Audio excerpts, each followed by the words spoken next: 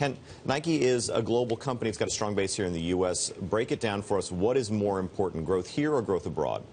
So the breakdown right now within Nike is 60% outside the U.S. and 40% in the U.S. So obviously it's the biggest market. But we do look around the world to see to get more growth. And if it's China or Europe, into global, what we call soccer, they go football. So right now, investors are going to focus on the U.S. because we saw a slowdown last quarter. That was all attributed to the West Coast ports. Okay. So we're going to focus on the domestic numbers and kind of see acceleration there.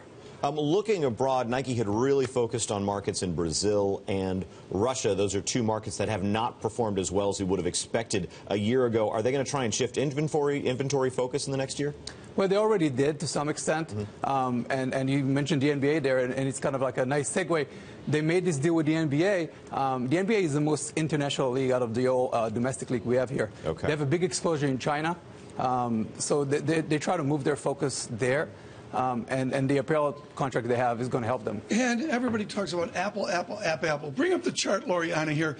And I think this is extraordinary. Apple's chart is like Nike's. This is an extraordinary stock performance of 18.6% over the last decade. What is the pixie dust at Nike? We talk about Tim Cook and Steve Jobs. Nobody talks about that magic at Nike. What is it? I think, well, Nike has magic, but at the same time, we got to look at the strength in the category as a whole. I mean, if you walk around the mall, like I'm sure you do every week, if you look at the stores, the stores that actually has the traffic is the one that has activewear, the one that has the footwear. Monday afternoon, I walked around a mall in, upstate New York, and Dick's Sporting Goods or Lululemon or Foot Locker.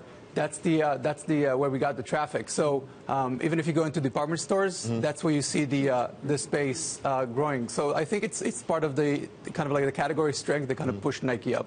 Hen, real quick, I'm looking at a research report from Benjamin Bray at Baird right now. He says one line, optimism ahead of the Summer Olympics next year. What is their plan? What do they have to do next year?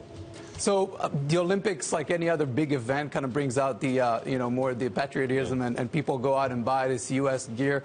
And Nike is always part of it. We saw it last year with the World Cup, and we're probably going to see it again in the Summer Olympics. It does bring a lift, but we do see it as it's more a secular thing. Okay.